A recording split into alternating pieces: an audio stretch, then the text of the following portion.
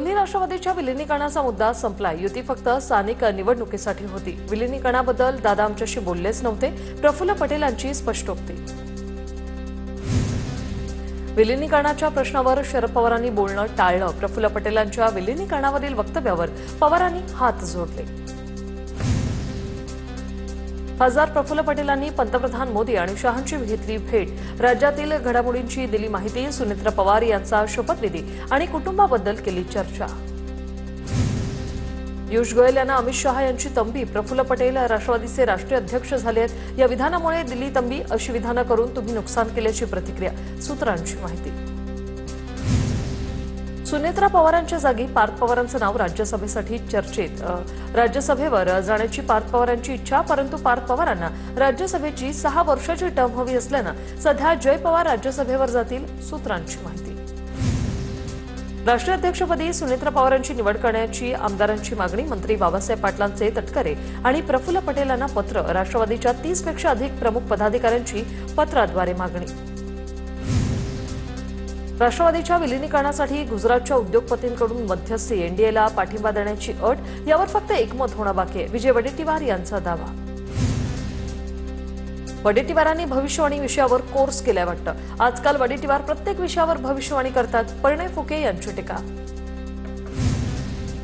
उपमुख्यमंत्री सुनेत्रा पवारांची बीड आणि पुण्यात पालकमंत्रीपदी वर्णी। अधिकृत शासन निर्णय जारी। सुनेत्रा पवार लवकरच दिल्ली दौरा करणार। पंतप्रधान नरेंद्र मोदी आणि गृहमंत्री अमित शहांची घेणार भेट। दिल्लीत भाजपकडून शोकसभेचं आयोजन केलं जाणार। कर्जत शहरात नागरिकांनी अत्यंत दुःखी भावनेनं आणि जड अंतःकरणाने लावलेले अजितदादांच्या श्रद्धांजलीचे फ्लेक्स नगरपंचायतीने अत्यंत वाईट पद्धतीने काढले। रोहित पवारांचा आरोप। चौकशी करून कारवाई करण्याची मागणी। चंद्रपूर काँग्रेसमधील गटबाजीवर दिल्ली हायकमांड समोरही तोडगा नाहीच। के.सी. वेणुगोपाल यांच्यासोबत वडेट्टीवार आणि धानोरकरांची चर्चा। आज पुन्हा बैठक होणार। ठाणे, कल्याण, डोंबिवलीसह उल्हासनगरमध्ये शिंदेंच्या शिवसेनेचा महापौर विराजमान, तर भाजपकडे उपमहापौरपद। भाजपच्या आव्हानानंतरही शिंदेंच्या शिवसेनेची सत्ता कायम। मीरा भाईंदरच्या महापौरपदी डिंपल मेहता यांची निवड, तर उपमहापौरपदी ध्रुव किशोर पाटील यांची नियुक्ती। अमराठी महापौरवरून मराठी एकीकरण समितीसह मनसेही आक्रमक। ठाण्यात महापौर उपमहापौरांची निवड। शिंदेंच्या उपस्थितीत ठाण्याचा महापौर आणि उपमहापौर विराजमान। महापौरपदी शर्मिला पिंपळोलकर, उपमहापौरपदी कृष्णा पाटील। कल्याण डोंबिवलीतील महापौरपदी शिवसेनेच्या हर्षाली थविल, तर उपमहापौरपदी भाजपच्या राहुल दामले यांची निवड। भाजप, मनसे, शिवसेना, काँग्रेस, राष्ट्रवादीचे नगरसेवक उपस्थित, मात्र ठाकरेंचे 3 नगरसेवक उपस्थित नसल्याने चर्चा। वसई विरार महापालिकेच्या महापौरपदी अजूब पाटील यांची निवड। अजूब पाटील यांना 71, तर भाजपच्या दर्शन त्रिपाठी यांना 44 मतदान। यामुळे बवियाच्या अजूब पाटील यांची महापौरपदी निवड। उल्हासनगर महापालिकेत महायुतीचा भगवा झेंडा फडकला। शिंदे गटाच्या टीम ओमी कलानीच्या महापौर अश्विनी निकम, तर भाजपकडून उपमहापौर अमर लुंड यांची निवड। महायुतीचा 1.25 वर्षाचा फॉर्म्युला ठरलाय। पुण्याच्या महापौर पदासाठी भाजपकडून मंजुषा नागपुरे यांच्या नावाची घोषणा, तर उपमहापौर पदासाठी आरपीआयच्या परशुराम वाडेकरांच्या नावाची घोषणा। 9 तारखेला महापौरांची निवड होणार। पुण्याच्या उपमहापौर पदावरून मुख्यमंत्री फडणवीसांचा चंद्रकांत पाटलांना फोन। पुण्याचं उपमहापौर पद आरपीआयला देण्याच्या सूचना। नगरसेवक परशुराम वाडेकरांना उपमहापौर करण्याच्या सूचना। केंद्रीय मंत्री रामदास आठवलेंनी महायुतीच्या नेत्यांचे आभार मानले। पुण्यात उपमहापौर पद देऊन मैत्रीचा सन्मान करण्यात आला। रामदास आठवलेंची प्रतिक्रिया। धाराशिवमधल्या भूम तालुक्यात जिल्हा परिषद निवडणुकीत भाजप आणि शिवसेना थेट समोरासमोर। भाजपच्या उमेदवारांसाठी मंत्री बावनकुळेंची सभा, तर शिवसेनेच्या आमदार तानाजी सावंतांची प्रतिष्ठा पणाला। पुण्यातील भोरमध्ये जिल्हा परिषद आणि पंचायत समिती निवडणुकांच्या अनुषंगाने टपाली मतदान प्रक्रियेला सुरुवात।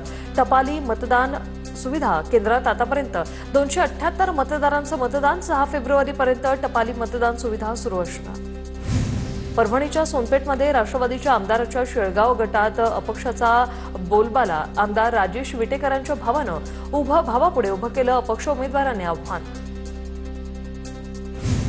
रायगड जिल्ह्यातील महाडच्या करंजाडी मतदारसंघात राजकीय घडामोडींना वेग. काँग्रेस उमेदवाराचा ठाकरेंच्या शिवसेनेला पाठिंबा. मतविभागणी टाळण्यासाठी निर्णय घेतल्याचं सुरेश तांबेचं स्पष्टीकरण.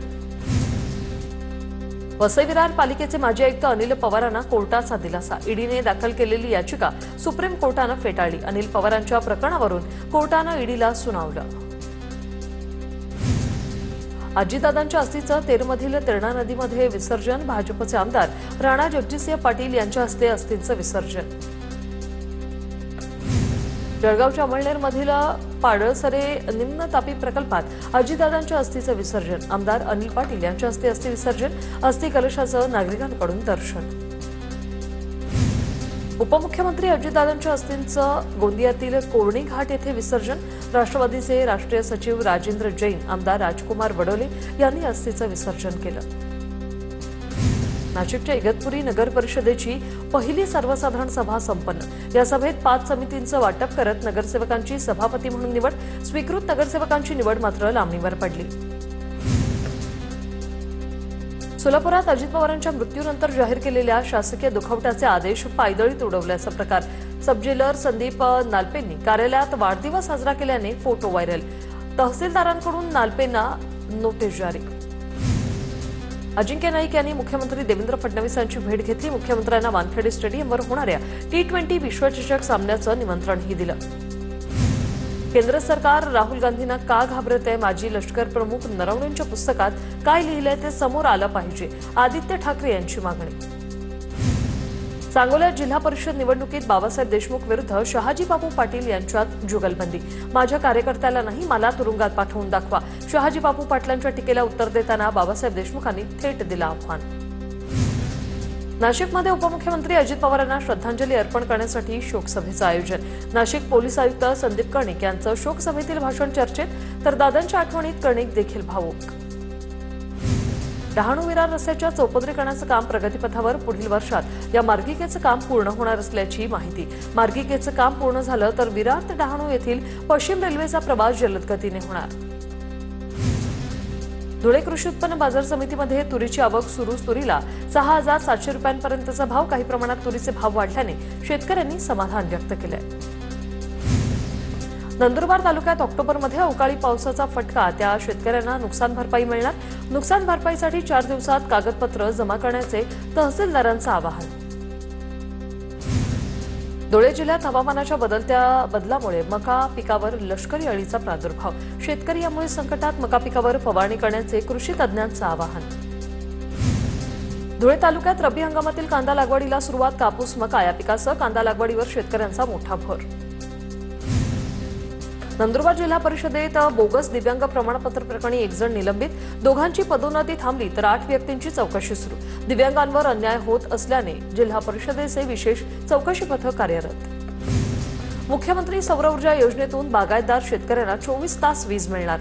नंदुरबारच्या 21 उपकेंद्रांच्या माध्यमातून 20,000 शेतकऱ्यांना सौर वीज पुरवठा. 900 कोटींचा खर्च करून मुख्यमंत्री सौर योजना 2025 पासून दुसरा टप्पा सुरू. अहिल्यानगरच्या निवासा तालुक्यातील सौंदळा ग्रामपंचायतीचा ऐतिहासिक निर्णय. रोज सकाळी ठीक 10 वाजता ग्रामपंचायत हद्दीत राष्ट्रगीत वाजवण्यात येणार. ग्रामस्थांकडून उपक्रमाचं कौतुक.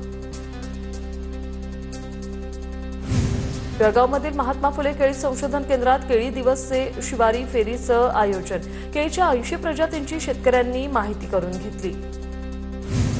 साताऱ्यात जिल्हा परिषद निवडणुकीवरून भाजप आणि शिवसेनेत वॉर. सातारा आणि सोलापूरच्या पालकमंत्र्यात निधीवरून जुंपली. पालकमंत्री कोणीही असू दे, फरक पडत नाही. जयकुमार गोरेंचा शंभूराज देसाईंना थेट इशारा. जळगावच्या चोपडा नगर परिषदेच्या हळदी कुंकू कार्यक्रमावेळी महिलांची मोठी गर्दी. महिलांची प्रचंड गर्दी झाल्याने मोठा गोंधळ झाला. नगर परिषदेच्या नियोजनावर महिलांकडून नाराजी व्यक्त. विरारच्या ग्लोबल सिटी नाक्यावर फळ विक्रेत्याकडून गटारीच्या पाण्यात फळ धुतल्याचा प्रकार. जाब विचारल्यानंतर फळ विक्रेत्याने पाणी पिऊन दाखवलं. या घटनेचा व्हिडिओ सोशल मीडियावर व्हायरल.